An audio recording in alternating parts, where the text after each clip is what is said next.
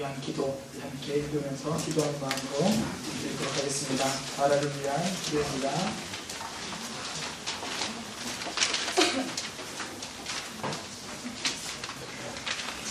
다시 한 목소리로 기도하는 마음으로 듣도록 하겠습니다. 먼저 우리 자신을 위해서 기도합니다. 힘을 가진 사람들의 비리와 잘못은 한국의 현 모습과 우리의 현 모습을 보여준다고 생각합니다.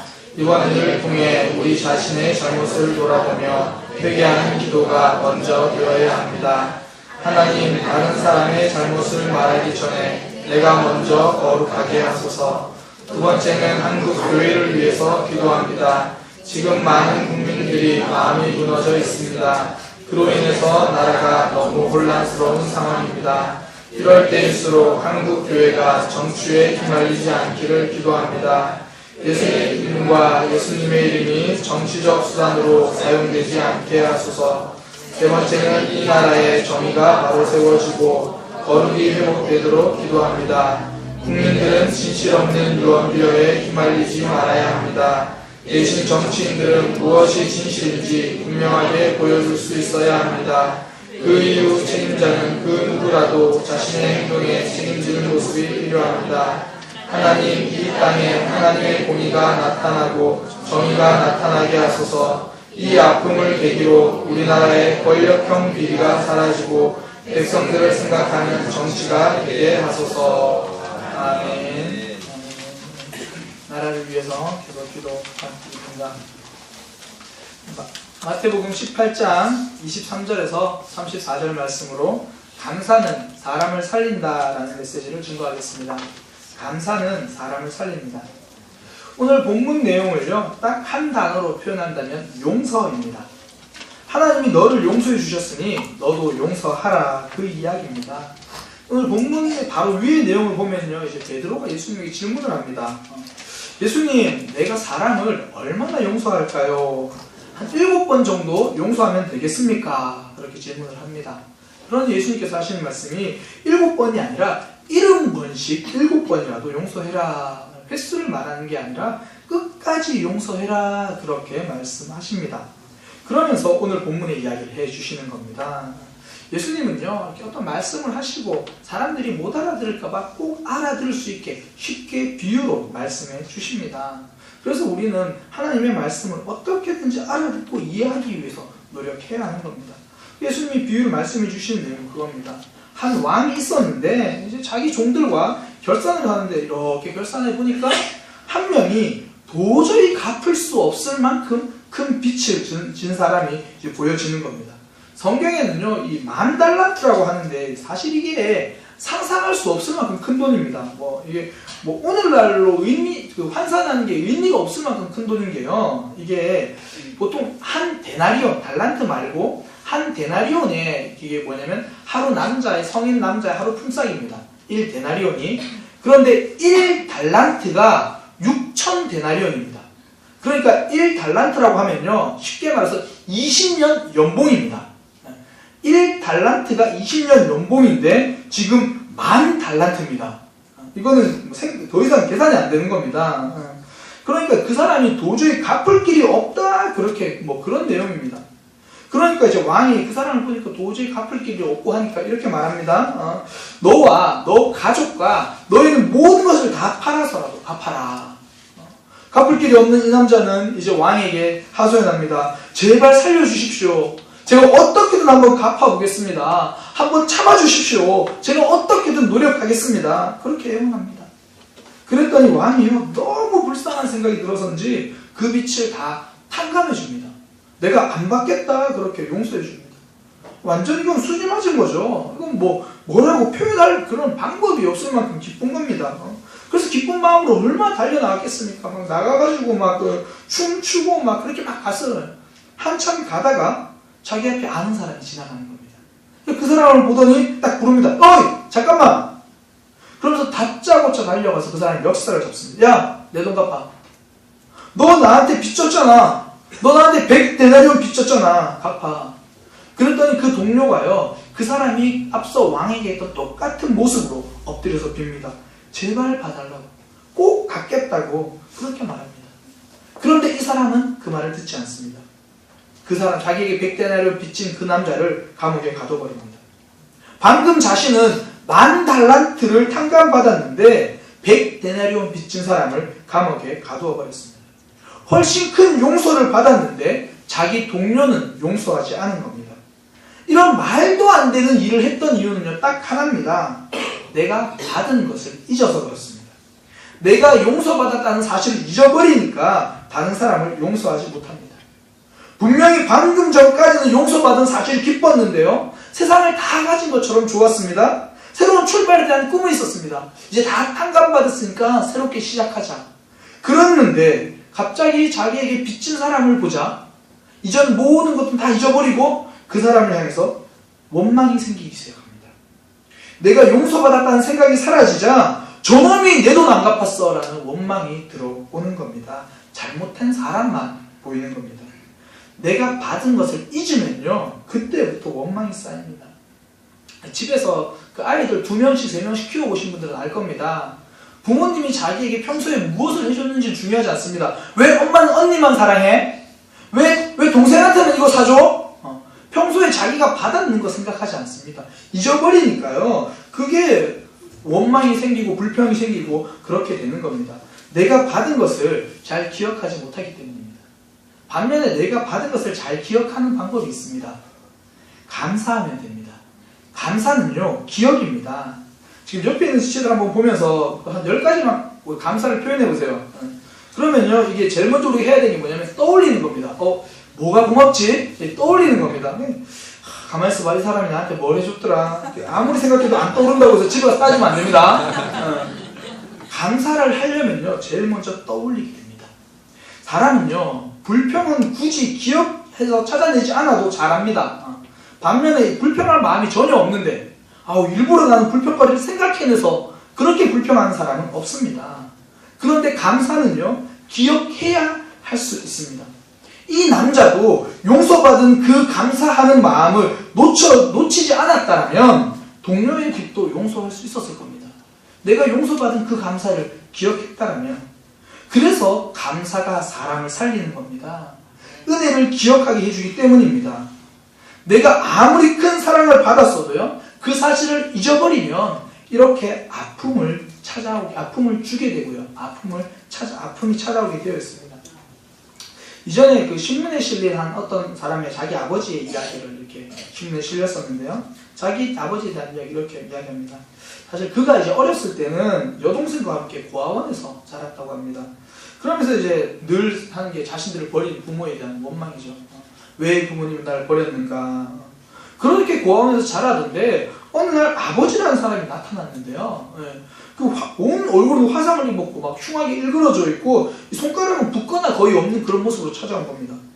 그러니까 보니까 저런 사람이 나를 낳아준 아버지라고? 너무 충격받고, 차라리 내가 부모님이 없다고 생각할 때가 더 나았을 것 같다. 차라리 고아라고 생각할 때가 더 나았다. 그러면서 아버지를 외면해버렸습니다. 시간이 흘러서 이제 그들이 성장해서 결혼을 하고요, 가정을 이루었습니다. 그런데 이제 여전히 그 아버지는 더 이상 자녀들에게 나타나지 않고 이렇게 시골의 외딴 곳에서 혼자 살고 있었습니다. 몇 년 뒤에 자식들에게 아버지의 소식이 전해졌습니다. 그동안 왕래가 없었고 그 아버지를 인정하지 않고 살았지만요, 아버지가 이제 돌아가셨다라는 소식을 듣게 된 겁니다. 차마 아버지의 죽음까지는 외면할 수 없다 그래가지고 이제 여동생과 함께 연락을 해가지고 그 아버지가 혼자 살았던 외딴 시골로 찾아갑니다. 그곳에 가니까 이제 차가운 아버지의 시신만이 기다리고 있는 거죠. 그때 마을 노인 한 분이 문상을 보면서 그런 얘기를 하는 겁니다. 자네 아버지가 늘 평소 입버릇처럼 하신 말씀이 내가 죽거든 어떻게든지 화장만 하지 말아라. 그 바로 뒷산에 묻어달라. 그래서 우리 마을 사람들께 다 의논했는데 그냥 마을 뒷산에 묻으면 되겠다. 이렇게 이야기했어요. 근데 이제 자녀들 마음에 평소에 아버지라고 그런 전혀 관계도 없었는데 괜히 또 이렇게 그 매장하고 나면 또 찾아와 봐야 되고 그러기 너무 번거로울 것 같아서 그냥 여동생이 우리 그냥 화장하자. 그리고 이제 아버지를 화장했습니다. 화장을 다 마치고 다시 아버지 집으로 돌아와서 아버지 세간이나 이런 것들을 다 정리해야 되니까 마당에다 이렇게 모아놓고 태웠어요.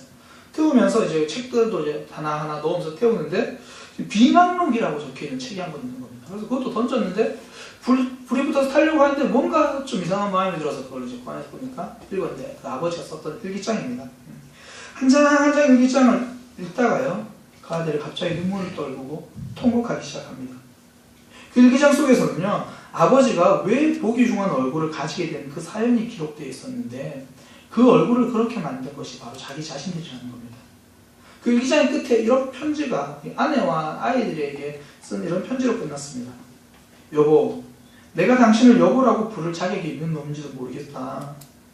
집이 불에 뒤덮여 있던 그날 당신을 업고 나오지 못한 나를 용서하고요. 울부짖는 어린 아이들의 울음소리를 뒤로하고 당신만 업고 나올 수는 없었다고. 이제 당신 곁으로 가려고 하니 나를 너무 나무라지 말아다오. 덕분에 아이들은 잘 살고 있다고. 내가 비록 아버지로서 해준 것은 없지만 그래도 아이들은 잘 살고 있다는 이야기를 내가 듣고 있습니다. 그러면서 이어진 편지가 보고 싶은 내 아들과 딸에게 평생 너희에게 아버지 역할도 제대로 못하고 이렇게 집만 되어 살다가 가는구나. 염치불구하고 내가 한 가지만 부탁이 있다. 내가 죽어들란 절대로 화장은 하지 말아다오. 난 불이 싫단다. 평생 밤마다 불에 탄 악몽에 시달리면서 30년을 넘게 살았으니 제발 마지막에 화장만 하지 말아다오. 이들은요, 아버지의 큰 사랑을 받아서 살 수 있었습니다. 그러나 그 아버지의 마지막 부탁은 들어주지 못했습니다. 그 이유가요, 아버지의 사랑을 기억하지 못했기 때문입니다. 너무 어려서 미처 기억이 없었던 겁니다. 아무리 큰 사랑을 받았어도 그 사실을 기억하지 못하면요, 그것이 큰 아픔으로 남게 됩니다. 또 누군가의 아픔을 줄 수 있다라는 겁니다. 사실 저는 그렇게 생각합니다. 우리 부모님들 중에서요, 마음에 이런 화상 자국 하나 안 가지고 계신 분들은 없습니다. 우리가 여기만큼 크고 자란 것 그냥 자랐을 리가 없습니다. 부모님의 깊은 주름이, 거친 손이, 못난 발이, 이 사랑이 우리 이렇게 키워낸 겁니다. 이 사랑을 기억하려면요, 감사를 표현하시면 됩니다. 하나하나 감사할 것을 떠올리다 보면 그 부모님의 사랑의 크기가 보여지게 되어 있는 겁니다. 그래서 어버이날 더 부모님들의 사랑이 있는 게요, 감사를 생각하다 보니까 그 사랑이 떠올려지는 겁니다. 당연하게 보이던 삶이요, 그 큰 사랑이 보여지는 게 감사 때문에 그렇습니다. 이 감사라는 건요, 이 당연함을 뒤집는 힘이 있습니다. 사실 오늘 본문에 나온 빚진 사람도 뭐 자기 100데나리온 자신에게 돈 빌려갔던 사람이 돈 받아내는 거 당연합니다. 뭐 내가 빌려줬으니까 받는 거 당연합니다. 그런데요, 큰 사랑을 알고 감사를 깨달으니까 당연함이 뒤집어집니다. 내가 큰 사랑을 받았으니까 당연히 받아야 되는 그것이 더 이상 당연하지 않게 된 겁니다. 우리의 삶에서도요, 감사가 들어오면 당연함이 뒤집혀집니다. 주일에 늘 습관적으로 교회에 나오고요, 수년 아니 수십 년 넘게 교회 나오시면서 그것이 너무 당연하게 예배 자리로 나오고 있다가 어느 순간에 내가 구원받은 게 감사라고 다시 한번 깨달아지면 당연한 예배가 당연하지 않게 됩니다. 아니 이렇게 고집 있고 이렇게 내 주관대로만 살아가던 내가 어떻게 하나님을 믿게 되었지? 내가 어떻게 교회 나올 수 있게 됐지? 그 마음에 감격과 감사가 들어오면요, 예배가 더 이상 당연해지지 않습니다. 일상이 뒤집히고요, 감격이 된다라는 겁니다. 많은 사람들이 장례식에 가면 인생을 돌아보는 이유가 바로 그겁니다. 그곳에 가면요, 당연함이 뒤집힙니다. 오늘 주어진 하루가 당연한 줄 알았는데 그곳에 가면 당연하지 않다라는 것을 알게 되는 겁니다. 제가 사역을 하다 보면 장례식을 참 많이 갑니다. 뭐 성도님들 장례식도 가고 성도님들 부모님의 장례식도 가고 또 장례를 집례하기도 하고 그렇게 많이 갑니다. 한 번은요, 이제 어떤 장례식이 있었냐면 교회 혼자 다니시는 분들 장례식이 있었는데 나중에 연세 드시고 교회를 오셨어요. 그러면서 교회 가족 중에서는 아무도 안 나오시고 그분 혼자 이렇게 교회를 나오셨는데 지병으로 돌아가셨습니다. 돌아가시니까 그런데 이제 가족들이랑 연락해 보니까 가족들 중에서 신앙생활 하시는 분이 아무도 없고 또 그 가족에서 특별히 교회를 반기지 않으시는 거예요. 그러니까 뭐 전체 교회적으로 한 번만 문상만 가고 더 이상 이제 따로 가지 못하고, 그래도 우리 교회 성도님이시니까 제가 대표로 발인 때 이렇게 참석을 했었습니다. 발인 때 참석하려고 이렇게 갔었는데 그 화장장에 도착해서 기다리고 있었습니다. 현관에서 이렇게 시간을 기다리면서 있었는데요, 그 화장장이다 보니까 이른 아침에 관들이 이렇게 계속 들어오는 모습을 봤습니다. 영정사진이랑 관이 이렇게 같이 들어오는데요, 어떤 때는 이 교복 입은 영정사진이 들어오기도 하고요. 어떤 때는 제 키보다 조금 더 작은 관이 들어오기도 합니다. 그렇게 제 키보다 더 작은 관이 들어올 때를 봤는데요. 한 젊은 여인이 넉나갈 표정으로 울지도 않고요. 그냥 관을 잡고 이렇게 따라 들어오는 겁니다. 그 애기의 어머니겠죠. 그리고 영정사진 중에서 제 또래의 사람들도 적지 않아 보였다는 겁니다. 그것을 보면서 나에게 주어진 하루가 결코 평범한 게 아니구나, 당연한 게 아니구나 감사하게 된다는 겁니다. 내가 젊으니까 살아가는 게 당연하다는 생각이 뒤집어지는 겁니다. 하나님, 오늘 하루도 허락해 주시면 감사합니다. 내가 하고 있는 직장생활 과연 당연할까요? 내가 함께 지금 가족과 예배드리고 있는 시간, 이것이 과연 당연할까요? 우리의 삶에서 감사가 들어오면요, 일상의 당연함이 뒤집혀서 감격으로 바뀌는 겁니다. 그래서 반대로요, 내가 일상에서 감격이 없다, 일상에서 내가 감사가 없다, 감사가 회복하고 싶으면요, 이 당연함을 뒤집어 보시면 됩니다. 내가 당연했던 것들을 뒤집어서 생각해 보면 감사가 회복됩니다. 이 당연함을 뒤집어 본다는 게 뭐냐면요, 이 빼기를 해보면 됩니다. 빼기. 가장 단순하게 당장 건강부터 떼보면 됩니다. 지금 다리가 좀 아프고 불편한데도 교회 나오셨잖아요.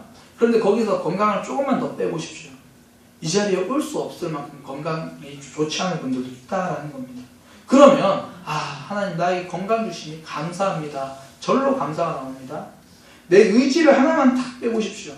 사실 어떨 때는 신앙생활이 너무 힘들어가지고 이 간신히 그냥 신락 같은 신앙가닥 같은 그거 의지 붙잡고 교회 나오신 분들 있거든요. 그런데 그 의지, 그 실 하나가 내 영혼을 지켜주고 내 삶을 지금까지 지켜준 겁니다. 그 실마저도 빼버리십시오. 그러면 우리가 지금 이 자리에 어떻게 있는지 누가 알겠습니까? 그 하나가 우리를 지켜주는 겁니다. 한 가지를 빼보면요, 이 당연함이 뒤집힙니다. 그러면 감사가 회복되는 겁니다. 사실 불평은요, 빼려고 하지 않고 자꾸 더해보려고 하니까 불평이 생기는 겁니다. 이 건강한 게 아니라 내 몸이 더 이상 근육질이 아니다, 내가 시스백이 아니다, 그렇게 시스백을 더 하려고 하다 보니까 원망이 생기는 겁니다. 가족이 있는 게 감사한 게 아니라 내 가족 중에 남편이 박보검이 아닌 걸 그렇게 이제 보니까 이게 불평이 생기는 겁니다. 자꾸 더 하려고 하니까요, 불평불만이 생깁니다. 사실 우리 자녀들 공부 좀 못하면 어떻습니까? 옆에 집 앉아서 예배 드리잖아요. 그것만으로도 감사하지 않으신가요? 아멘이 없으셔가지고 놀랐어요. 좀 우리 아이들 공부 좀 못하는 게 어떻습니까? 지금 옆에 앉아서 예배 드리잖아요. 공부는 잘해야 되는군요. 우리 교회 아이들이요, 제가 쭉 봐도 그렇고 우리 교회 아이들이 전교 1, 2등 하면 안 됩니다. 그럼 인간미가 없어서 안 돼요. 우리 교회 아이들 보면 진짜 착하거든요. 이렇게 착한 아이들이 공부까지 잘하면 성적까지 좋으면 너무 인간미가 없어서 안 됩니다. 사실 공부도 제가 보니까 우리 아이들이 공부도 더 잘할 수 있습니다. 그런데 너무 착해서 일부러 양보하는 거예요. 착해가지고 엄마 내가 1등 해버리면 남은 애들 마음 상하잖아. 공부도 잘할 수 있는데 이제는 그만 양보하고 열심히 해도 됩니다. 청소년들만 아멘. 이제 그만 양보하고 해도 됩니다. 사실 본문에 등장한 이 남자도요, 더 하려고 하다 보니까 원망이 생긴 겁니다. 100데나리온을 내가 더 가져야겠다, 내가 더 하려는 마음이 있으니까 감사가 사라지고 미움이 쌓이는 겁니다. 내가 받은 용서는 당연한 거고 왜 100데나리온이 나에게 더 없는가, 더 하려는 마음 때문에 감사를 잊었습니다. 삶에서요, 불평과 불만이 혹시나 쌓이고 있다면 지금 내가 무언가를 더 하려고 하고 있는가 아닌가, 그렇게 돌아볼 수 있는 역사가 있기를 축복합니다. 내가 더 이상 더 하려고 하는 마음이 아니라 한 번쯤은 빼보면서 감사가 회복되시기를 바랍니다. 삶에서 감사가 회복되려면요, 뒤집어 보셔야 됩니다. 뒤집어 보려면 하나씩 빼보면 된다는 겁니다. 이 당연함을요, 가장 잘 뒤집은 분이 예수님입니다. 예수님은 하나님이십니다. 사람에게 경배와 찬양을 받는 게 당연한 분입니다. 그런데 그 당연함을 뒤집어 사람의 몸으로 이 땅에 오셨습니다. 고된 목수의 삶을 하루하루 살아가셨습니다. 사람들에게 멸시와 조롱을 받으셨습니다.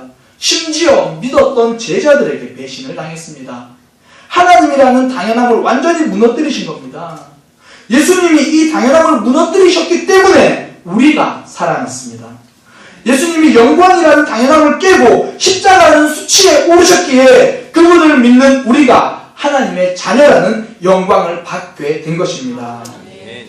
우리에게 십자가가 감사가 되는 건요, 예수님이 당연함을 무너뜨렸기 때문입니다. 당연함을 무너뜨리면 감사가 쌓입니다. 저는 참 용감한 남편입니다. 집안일을 거의 안 합니다. 거의라고 말하는 게 민망할 정도로 안 합니다.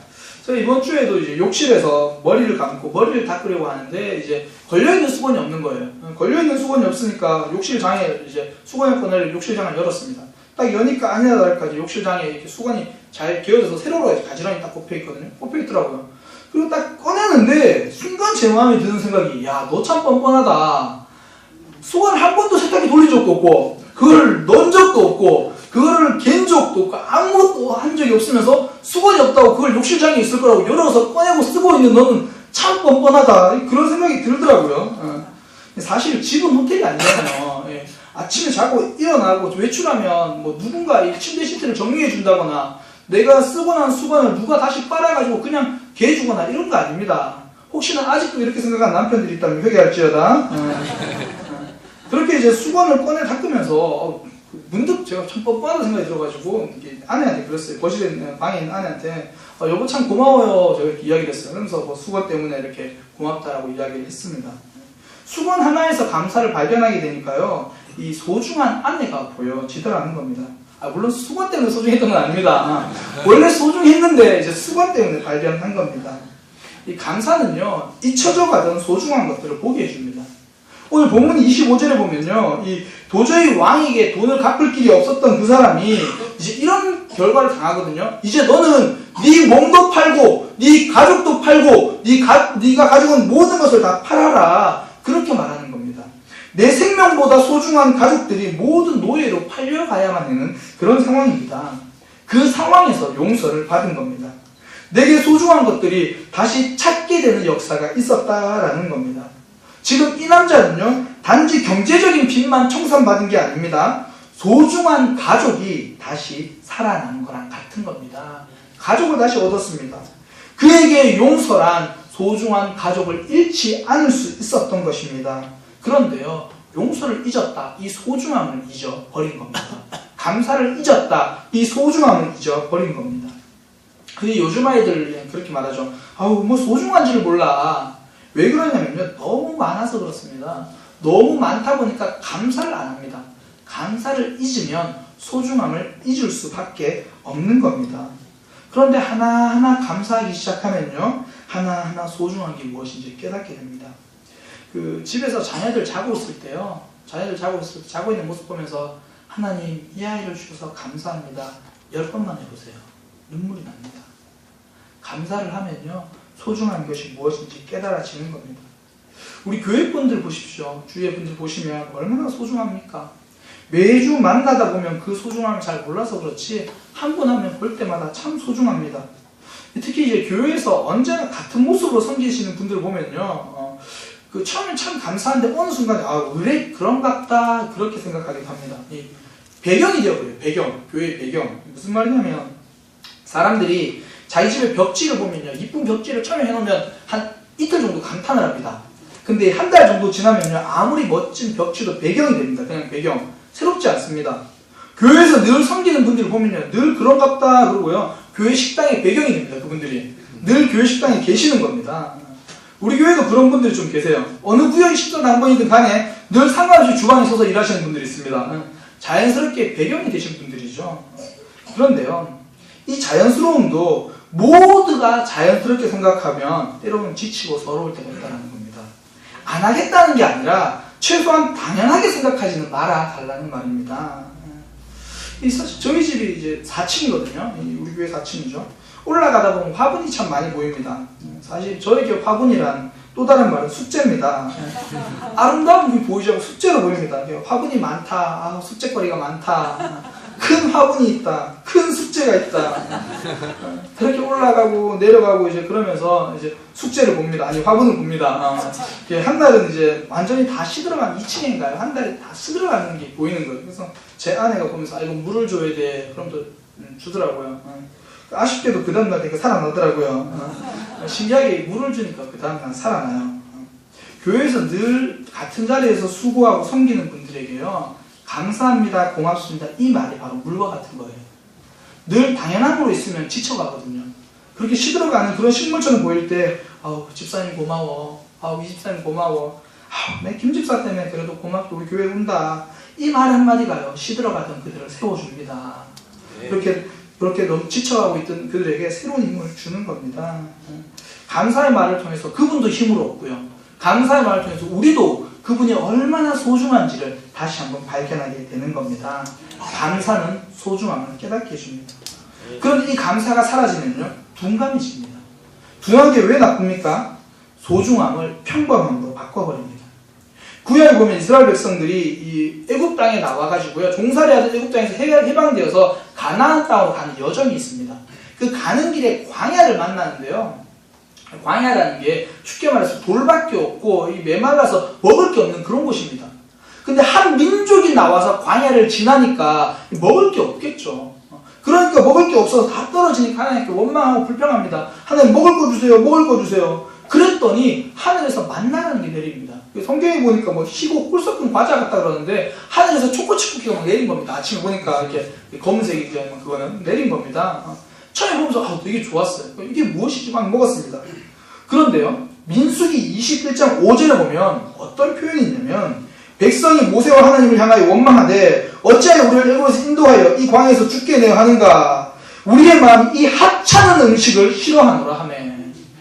하나님이 기적으로 주신 그 만나도요 매일 먹어서 둔감해지면 기적도 하찮은 음식이 된다라는 겁니다. 결혼할 때는 더없이 소중한 아내고 남편이었는데 내 마음이 둔감해지면요 그 사람도 별 볼 일 없는 사람처럼 보여지는 겁니다. 하나님을 처음 만나고 기도하던 그 순간 더없이 소중했습니다. 그런데 그것도 시간이 지나면, 감사가 사라지면 자꾸 둔감해지고요 점점 숙제로 느껴지는 겁니다. 달라진 건 딱 하나입니다. 감사를 잃어버린 나의 마음입니다. 얼마 전 주일에 교회 성도님들이 이제 제 아내의 생일이라고 이제 생일을 축하해 주셨습니다. 그 모습을 보면서 제가 너무 감사하기도 하면서 한편으로는 이제 그런 생각을 했어요. 절대 여기에 익숙해지지 말자. 점점 사랑을 받고 섬김을 받을수록 거기에 둔감해지려고 하는 제 모습을 봅니다. 제가 새벽 설교 때도 한번 나눴는데요. 사실 제 나이가 이제 고작 38이거든요. 그런데 많은 분들이 사랑해 주시고 섬겨 주시니까 저도 모르게 거기에 둔감해질까, 그게 두려운 겁니다. 성도님들의 사랑과 섬김이 더없이 소중한데 둔감해져 버리면 그 소중함을 잊어버리는 겁니다. 목회자라는 그 타이틀 하나 때문에 하나님 섬김과 사랑에 둔감해지지 않게 하소서. 둔감해지면 소중함을 놓쳐버립니다. EBS에서 이제 한 실험을 해서 화제가 됐는데요. 그 중학교 도덕 시간에 아이들이 숙제를 내줍니다. 어떤 숙제냐면 부모님 칭찬 일기라는 숙제입니다. 부모님 칭찬 일기. 그 내용이 뭐냐면 이제 하루에 하나씩, 매일 하루에 한 가지씩 부모님에 대한 칭찬을 적는 겁니다. 적으라는 그런 내용인데, 이제 뭐 양식이 어떤 거냐면 내가 어떤 상황에서 어떻게 칭찬을 했고 부모님의 반응은 어떠셨고 나는 어떤 생각이 들었다, 이걸 적는 겁니다. 그게 이제 뭐 이런 식입니다. 거기 이제 나온 아이들이 실제로 했던 거 내용인데요. 칭찬 상황 땡땡해서 그냥 걸어가는 아버지 앞에서, 그러니까 걸어가서 아버지 앞에서 칭찬한 말, 아버지가 계시니 그 자체가 참 사랑스럽습니다. 아버지의 반응, 미친놈. 오늘 칭찬 활동에서, 칭찬 활동이다 나의 생각, 젠장 칭찬하고 욕먹었다. 또 다른 아이, 칭찬 상황, 학원 가는 엄마가 나를 배웅할 때, 칭찬 상황입니다. 칭찬한 말, 엄마가 학원에 보내줘서 이렇게 공부를 잘하게 됐어, 엄마 고마워. 엄마의 반응, 야 이 지집애 네가 공부를 잘하긴 뭘 잘해? 반에서 15분도 간신히 하는 게 잘하는 거야? 그 위에 잔소리, 계속 그 위에 잔소리. 많은 학생들이 숙제라는 명목으로 이제 유치함과 어색함, 부끄러움을 무릅쓰고 용기를 냈지만요, 대부분의 반응은 야 얘가 왜 이래? 너 뭐 잘못 먹었니? 야 너나 잘해. 뭐 이런 반응들이, 계속 그런 반응이 돌아오니까요, 대부분 무안하고 서운한 반응들이 대부분이었습니다. 웃는 이유가 나도 그러기 때문입니다. 그러니까 이제 학생들이 이렇게 짜증나는 거를 왜 30번이나 해야 돼? 이게 무슨 효과가 있다고 이제. 근데 더 힘든 거는 눈 씻고 찾아봐도 부모님을 칭찬할 게 없다라는 거죠. 그래도 숙제니까 이제 아이들이요 30번을 칭찬하기 위해서 이 부모님의 말과 행동, 표정까지 이렇게 관찰하기 시작했습니다. 계속 관찰하니까요, 이 관찰하면 칭찬하기 시작하니까 이 부모님과 이 부모님의 행동 하나하나에 관심을 가지게 되더라는 겁니다. 그때 이제 그러면서 그렇게 말하는 겁니다. 엄마 오늘 되게 이뻐 보여. 그런 말 들으니까 엄마가 어느새 거울을 한참 쳐다보고 있는 겁니다. 기저버렸던 소녀 감성들이 막 살아나기 시작하죠. 아빠를 뭐 칭찬할 게 없으니까 쭉 보다가 아빠 배가 넉넉한 게 난 아빠 이 배가 푹신하게 좋아. 그러니까 이제 아빠가 아우 그래 이 배가 모든 거에 시작이야. 아빠가 좀 재밌는 분이기도 하네. 받아주는 분이네. 이제 그런 것들을 하나 둘씩 알아가기 시작하는 겁니다. 그 순간이요. 그전까지는 엄마 아빠라는 이름에 가려져서 보이지 않던 그분들의 진짜 모습들이 하나 둘씩 보여지기 시작한다는 겁니다. 그 중에 한 아이는 이제 엄마 아빠가 어떤 이유였는지 계속 오랫동안 떨어져 살던 아이였습니다. 그런데 어느 날 엄마가 와가지고 한 며칠 엄마가 집에 계시면서 이렇게 밥을 해주신 거예요. 그 엄마가 저녁 준비를 하고 있는데 뒤에서 그렇게 그 생각이 나서 이렇게 말한 겁니다. 엄마가 이렇게 음식을 해주고 엄마가 해준 음식을 먹으니까 참 행복해요. 그렇게 말을 하니까 그 말을 들은 엄마가 우는 겁니다. 엄마 왜 울어? 양파 때문에 그래. 양파 때문에. 엄마 나도 양파 때문인지 눈물이 난다. 이렇게 칭찬 숙제를 마친 아이들의 고백이요. 집이 그전에는 그냥 밥 먹고 잠만 자는 곳인데 요즘에는 집이 집 같아서 참 좋다. 그렇게 마지막 칭찬지글이 맞춰집니다. 사실 부모님을 칭찬한다는 게 뭡니까? 그게 감사입니다. 부모님께 감사를 표현하려다 보니까요. 부모님을 관찰하고 그 관찰은 관심으로 이어집니다. 무심해서 관심이 되고 그때부터 비로소 소중함이 보여지는 겁니다. 감사로 삶을 바꿀 수 있습니다. 하나님에 대한 감사는요. 하나님에 대해서 냉랭해진 우리 가슴을 감격으로 바꾸어줍니다. 내가 믿는 신앙이 얼마나 소중한지를 다시 깨닫게 해주는 겁니다. 옆에 있는 지체들에게 감사를 한번 표현해 보시기 바랍니다. 관계가 회복됩니다. 가족들에게 감사를 표현해 보시기 바랍니다. 관계가 회복됩니다. 내 아이에게 네가 존재하는 것만으로도 고맙다라고 말 한마디 해주면요. 아이들의 무너진 자존감이 세워지기 시작하는 겁니다. 하나님께 감사하는 것들 하나둘씩 관찰하면서 적어보시기 바랍니다. 감사가 안 보이시면요. 감사를 관찰하세요. 오늘 추수감사절이 그거 하는 날입니다. 감사를 관찰하는 날입니다. 하나님 감사합니다. 감사합니다. 감사합니다. 생각날 때까지 관찰하면서 적어보는 겁니다. 그렇게 관찰하다 보면요. 절망 중에서도 감사하게 됩니다. 그렇게 관찰하다 보면요. 기쁨이 사라진 내 모습에서도 감사하게 됩니다. 하박국 선지자가 모든 것이 절망적인 상황 때 하나님을 계속 관찰하니까 그는 감사의 고백을 합니다. 비록 무화과 나무가 무성하지 못하며 포도나무에 열매가 없으며 감람나무에 소출이 없으며 밭에 먹을 것이 없으며 우리의 양이 없으며 외양간 소가 없을지라도 나는 여호와로 말미암아 즐거워하며 나의 구원의 하나님으로 인하여 기뻐하리로다. 아무것도 없었는데 하나님을 관찰하니까 감사가 생겨나는 겁니다. 그래서 바울은 이렇게 고백합니다. 하나님께서 지으신 모든 것은 선함에 감사함으로 받으면 버릴 것이 없느니라. 네. 사람들은 누구나 드라마 같은 인물로 살고 싶어 합니다. 동료가 잘 나가면 진심으로 축하해주고 싶고 자격지심 같은 것은 절대 없으며 어떤 일에도 내가 초라해지지 않고 당당하고 어떤 경우도 내가 용서하며 사랑해주는 그런 드라마 같은 삶을 살고 싶어 합니다. 그런데 현실은 그렇지 않을 때가 많다라는 겁니다. 다른 사람을 더 사랑하고 용서해주고 그렇게 하고 싶은데요. 그런 대범한 사람이 되고 싶은데 이런 드라마 같은 삶이 잘 안됩니다. 드라마 같은 삶은 내 이름을 길라임이라고 적는다고 해서 되는 게 아닙니다. 내 삶에서 감사가 회복되어질 때 그때 드라마 같은 삶은 시작됩니다. 감사를 통해서 익숙한 일에서 소중한 일로 바뀌어지기를 축복합니다. 감사를 통해서 당연한 삶이 감격하는 삶이 되시기를 축복합니다. 감사를 통해서 내가 살아나고 우리 가족이 살아나기를 축복합니다. 우리 교회가 도약하기를 축복합니다. 감사를 통해서 우리 교회가 대한민국의 영향력 있는 교회로 세워지기를 그렇게 기도하는 시간 되기를 축복합니다. 기도하겠습니다. 오늘 말씀 기억하면서 하나님 내가 감사하게 하소서, 당연하게 생각하지 않고 감사하게 하소서, 그런 마음으로 내 속에 감사하게 회복되도록 기도하겠습니다. 하나님 인도하여 주옵소서.